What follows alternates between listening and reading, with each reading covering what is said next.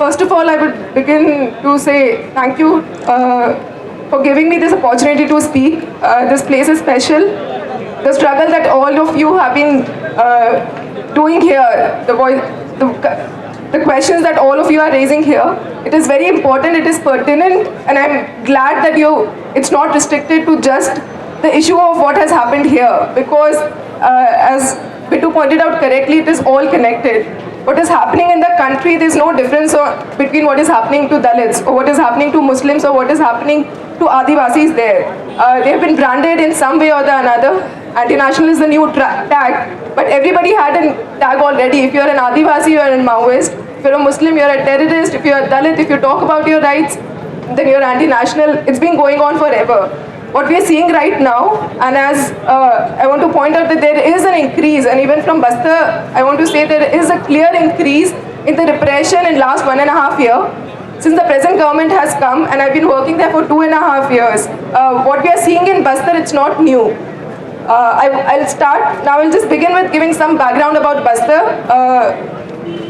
My experience is very limited. When we started working, I just passed my law. Right after my final examination, we shifted, me and few of, again, all recent law graduates, we just all went to Bastar and started this Jagdalpur Legal Aid group. But even in this 2.5 years, what I've understood is that population, people are really fighting there. And it's not just today. But Chhattisgarh was formed, it was part of Madhya Pradesh in 2001, in November 2001. Chhattisgarh as a state was separately formed. Chhattisgarh, again, majority of the population is Adivasi population there. The south, when I say Bastar, it is not just one district. Bastar comprises of 7 districts. So whenever I say Bastar, now it's about all those 7 districts, Bastar division, where majority, 80% of the population when we talk about is Adivasi population living in that area. But it is not just Adivasi population. The issue there, and the issue and the crux of all that is happening is the land which they are living on. The resources that is there under that land. Chhattisgarh actually, at times it was said it was formed to manage the resources in the state. So I think they were not able to capture enough of it already. And that is why this war is right now going on. There is a civil war-like situation in Bastar, which state doesn't recognize. The state still says that it's a law and order problem. I think all of you are aware that there is a Maoist movement which started in Bastar, which owes its roots to Naxalbari movement in West Bengal. There's a reason why it also is now, why Bastar is such a stronghold of Maoist movement. The kind of repression that the Bastar population has faced at the hands of forest department, at the hands of administration there, at the hands of forest guards, it is unimaginable. I think what is happening right now is just a hint of what they have gone through already. There have been huge struggles in Bastar by its population. In 2006, the then Prime Minister Manmohan Singh said that Naxalism is the biggest internal threat to the country, and posed that the entire strategy towards dealing with the internal threat, very well knowing that the reason that Maoist movement is there is not because of some law and order problem. It's a socio-political, it's an economic problem. There's a reason, there's an oppression which the population is going through, and that is why it all started. But no, the version from going to dialogue and all, the Congress at least did some lip service to having a dialogue with the Maoists, but it never formed. After 2006, when this entire internal biggest security threat as recognized by Manmohan Singh was declared, was that the state started this thing called Salva Judum. It was a group of it was a state-sponsored vigilante group which went in mass in villages, burned down more than 300 villages, almost 2 lakh population was displaced during that. More than 100 rapes were reported during that time. The number of encounters, the number of deaths, the kind of violence that has happened, most of it is not reported. Not a single FIR was filed during that. But because of, again, active opposition by the Naxals, but also a huge opposition by the civil society, by the local Adivasi leaders, by Adivasi population in total, Supreme Court in 2011 held Salva is unconstitutional, after which it was disbanded, but only again in words. As soon as the judgment, as soon as the order came, Chhattisgarh government again hired all the members of Salva and all these members of Salva were young men, young local men who were not trained, who were not officially recognized. They were just given arms to go and kill. Just go and clear the entire area. That was the only modus operandi behind that entire mobilization that state actively did. After that, Supreme Court said that Salva is unconstitutional for various reasons, that you cannot give arms to civilians, untrained civilians like that. You cannot attack human rights defenders in the way they did. Whoever was protesting during that area was either jailed, either members of CPI or the civil society people. They were all attacked. They were either kicked out from the area or they were put in prison. After 2011, there was slight, again, I won't say there was a lull. All the SPOs, the special police officers, as they were called, all the Salva members, they were all taken in a different way. State passed an Auxiliary Force Act, where they were all now part of the auxiliary force. They are still there. All the special police officers, they are still there. The kind of violence that we saw during Salva period, yes, that decreased to a certain extent, thanks to the entire civil society who also made a ruckus out of it during that period. And that is the period when we thought, but at the same time, this was also the period when there were encounters happening. There were a lot of arrests of generally active citizens that include Soni Sori and Lingaram Kodupi, who were at that point being forced to either surrender or join the auxiliary forces. Lingaram was detained for a month, tortured sexually. When Soni tried to protest and asked for release of Lingaram, she was arrested, her husband was arrested, Soni was tortured in custody. They all were prison for 2.5 years. 2013 is when Soni and Linga finally got bail in their final case. Soni was in 8 cases. One of her cases still ongoing in local courts. All Naxalite cases, as they call, most of the cases there are Naxalite cases. There's no category, but of Naxalite events that happen or Naxalite attacks that happen in different parts of Bastar division. Post that, but as I said, there was a lull. The kind of violence that we saw during Salva stopped for some time. That is when we started trying to understand. When we were in Delhi, there were a lot of conversation because we were hearing a lot of stories from Soni about what was happening in jail. Our focus was really particularly towards under trial prisoners, about political prisoners who were in prison, who were arrested during last 6-7 years. And if you look at figures of Bastar prison are one of the most overcrowded prisons in the entire country. In capacity of 65 in Kanker prison, there were 500 prisoners in jail. People were sleeping in shifts there. The same condition was for Jagdalpur, same in Dantewada jail. At that point, we decided that we, group of some young lawyers, will go there, we'll try and study what kind of intervention is required, what is really happening in the jails there, why people are taking so much time to come out, and with a very special focus on criminal justice system, particularly the courts, which is supposed to function as an independent body, what is really happening there. Thinking of that, we started our work in 2013. We started getting a lot of information through RTIs. We started documenting for almost a year. We documented the kind of cases that people were in, the number of people they're in, the reason why they are not able to come out. We analyzed their charge sheets.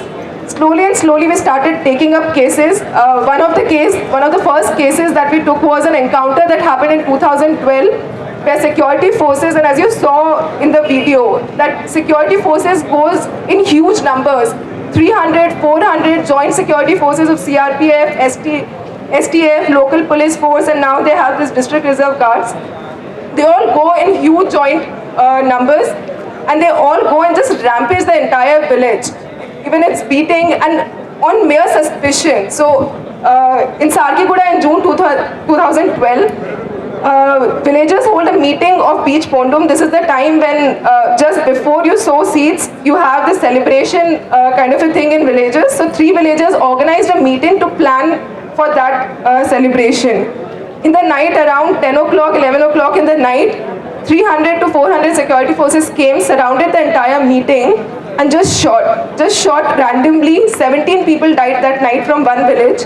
out of which 7 were juveniles.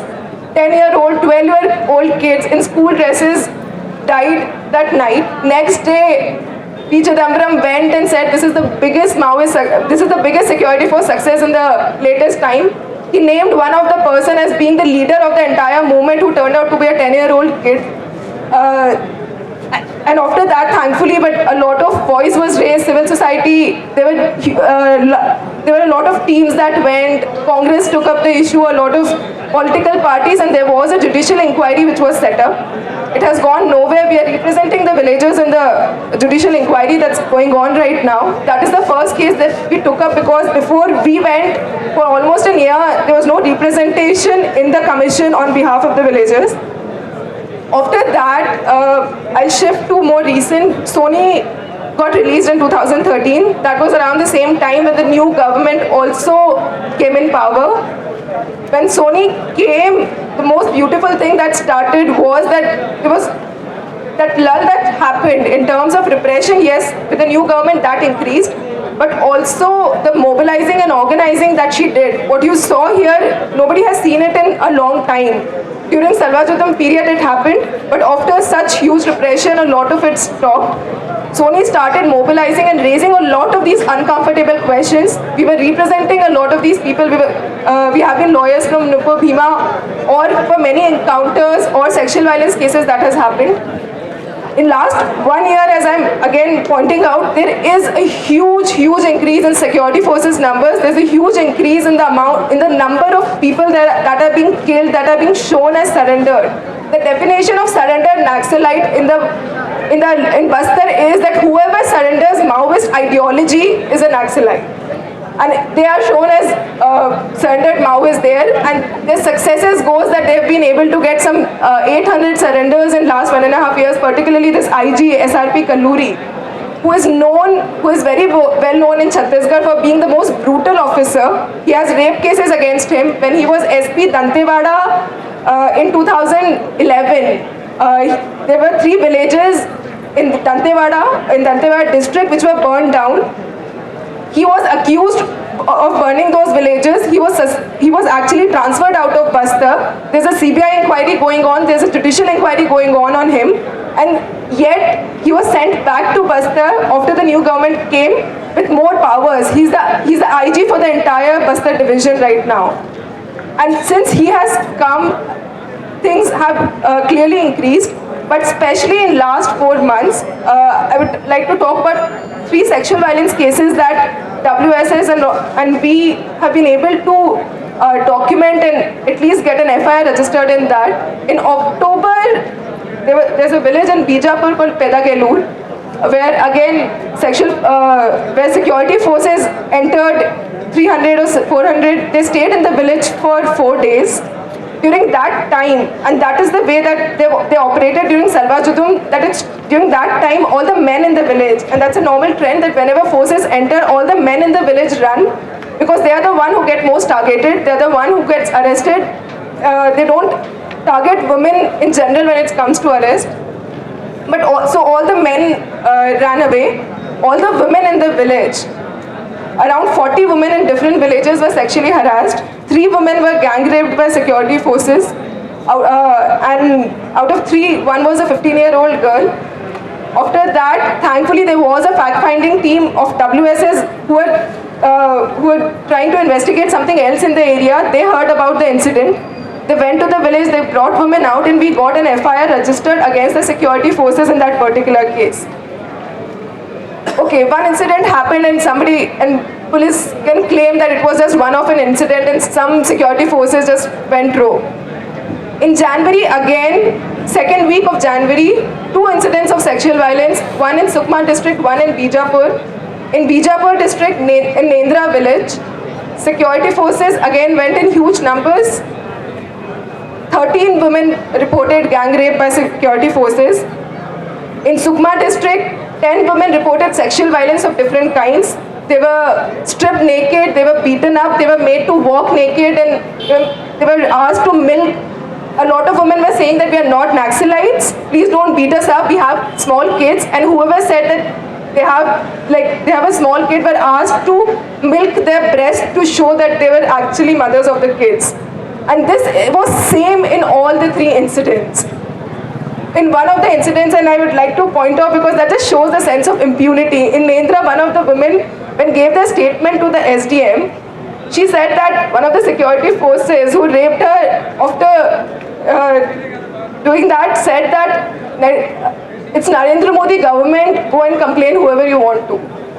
And that just shows the sense of impunity, even if it's not official. They know that they'll get away with what is happening there.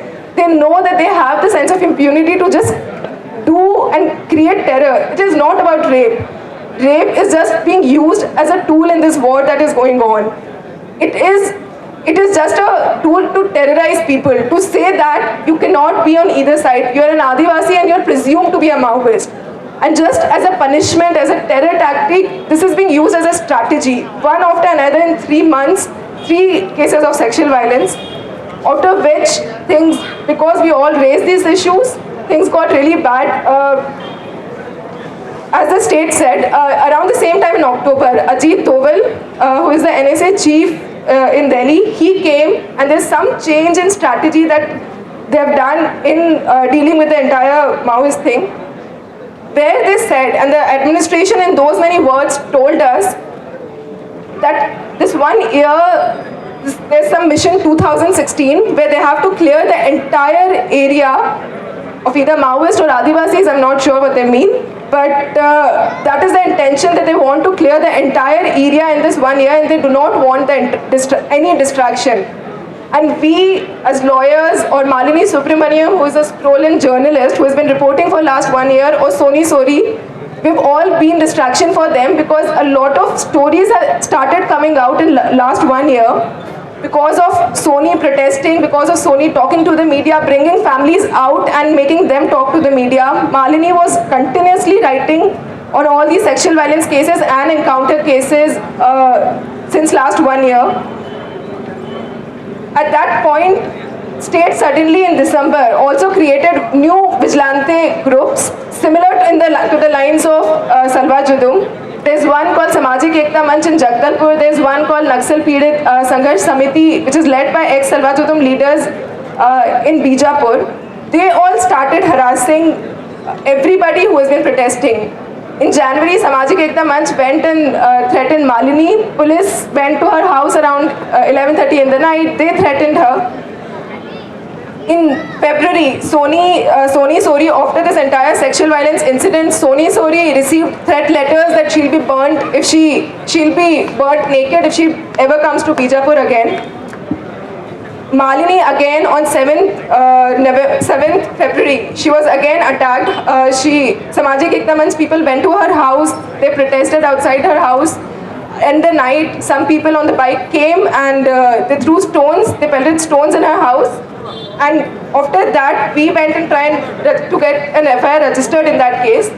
And since then, in just a matter of 3 days, police was able to pressurize her landlord to get us evicted. The kind of press conference that they did in those 3 days, the kind of threats that all of us received, we didn't have an option but to leave Bastar right away.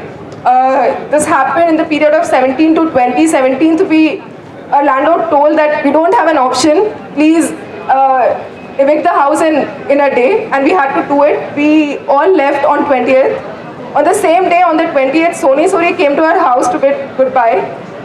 She came and she received a call in front of us from somebody in the village saying that police is planning an attack. He overheard a conversation, and we were worried that there was an attack which was going to happen. Actually, some of the members of WSS actually started messaging the police that we fear that something is going to happen tonight. We didn't expect this kind of attack. We thought that, again, some gundas will be sent to her house to do something. So she was worried for her 3 kids who were in house alone. So she, after saying goodbye to us, she left. And on the way, how it is told, she was attacked again. It's not about Soni, it's not about Linga, it's not about us. The fact is, they do not want what is happening in Bastar to go out. What hurts them most is people talking about, people bringing out truth. about what is happening. And there is something very, very sinister that they're planning. In 2016 alone, they've shown 50 people as, they've killed 50 people in encounters.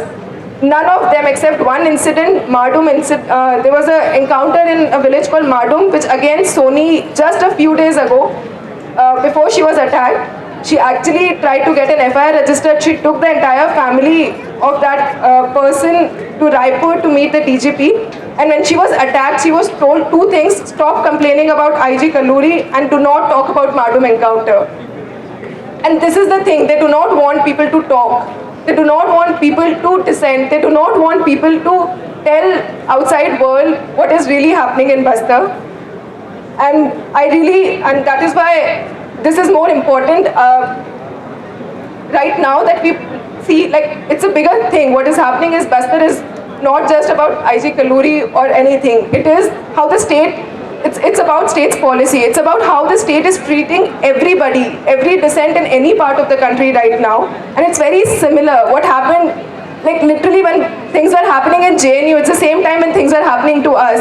And we were like, okay, if state can act like that in JNU, what do we expect sitting in Bastar, and what are we expecting state to even, we didn't know how to reason with them when friends in JNU are getting attacked so stupidly. Like, we actually felt more hopeless at that point. And I think people in the police were deriving some power, seeing what was happening in JNU, that you can't, let's see what we are doing there, and we have such impunity, and of course nobody is going to ask us here anything.